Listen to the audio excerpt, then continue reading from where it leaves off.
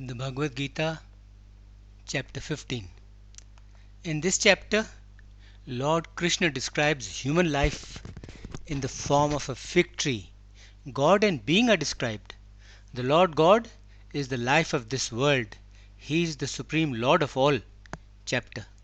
Lord Krishna says, Parth, human life is like the indestructible fig tree. The roots of the tree of life are upwards, and its branches are downwards. Its leaves are the Vedas, and he who knows the true form of this tree of life, he is the knower of the Vedas, and he comes to know the secrets and the mysteries of life.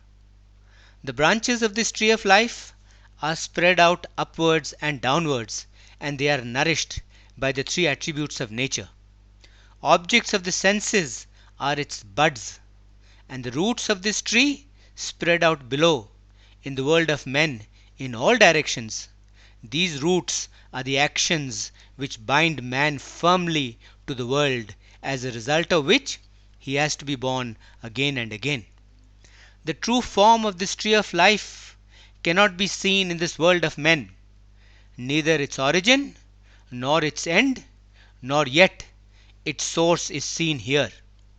To get freedom from the cycle of births and deaths, it is necessary to cut down this strong rooted tree. With the strong axe of detachment, this tree of life should be cut from its very roots, and then that eternal path leading to salvation should be sought, going on which one attains freedom from the cycle of births and deaths, and does not return to the world.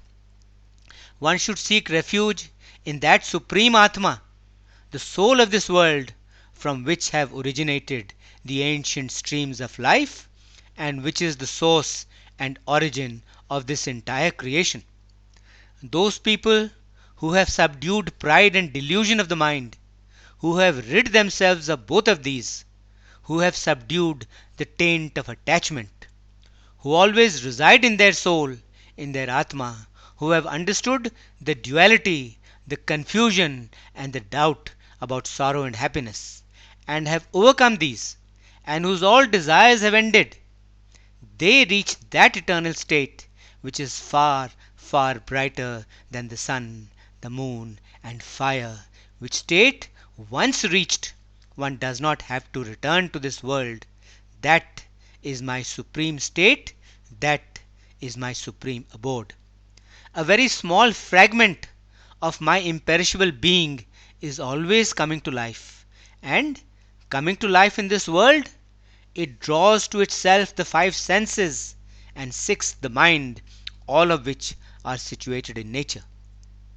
When the Lord takes on a body, or when he leaves the body, then he takes along with him the senses and the mind, just as the wind carries away the fragrances and scents from their places.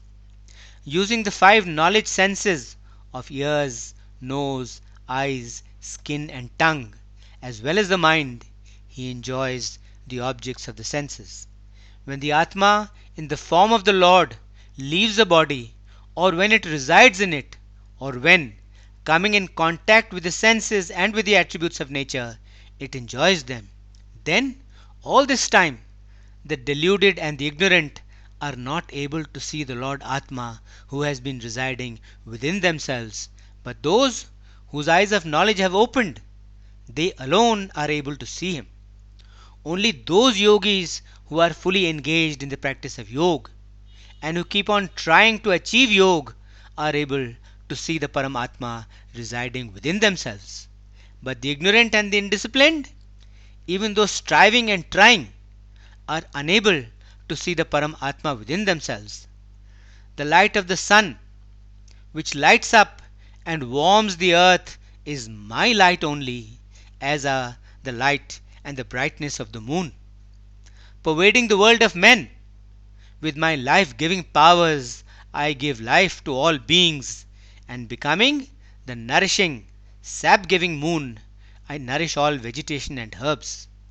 Mixing with the incoming and the outgoing breaths, becoming the digestive fire, I help digest all kinds of food. I dwell in the hearts of all. From me come memory, knowledge, and wisdom. I also destroy doubts and scarcity. In truth, I am the one who is known through the Vedas. I am the knowledge and the wisdom of the Vedas. I am the maker of the Vedanta, and it is I who am the knower of the Vedas. In this world, two types of beings are born: the perishable, whose end must come, and the imperishable, whose end never comes. All beings of the physical world are perishable, while the changeless Atma is imperishable. But beyond both these perishable and imperishable is yet another supreme Atma called the Paramatma. That Paramatma, as the Supreme Lord, pervades the three worlds and also nourishes and nurtures them. I am that Paramatma. Because I transcend both the perishable and the imperishable, because I am above both the perishable and the imperishable, I am superior to all. Therefore, in this world, I am recognized as Purushottam, the Supreme Person. Whosoever, without any doubt, knows me as the Supreme Person, as Purushottam, understand that he has known everything, and he worships me with his entire being, with his entire body and soul. In this way, Parth, I have told you this most secret knowledge and wisdom, knowing which a person becomes wise. All his duties and actions get completed. He gains immortality and attains salvation. He attains the supreme state. End of chapter 15. Om Shanti Shanti Shanti Om.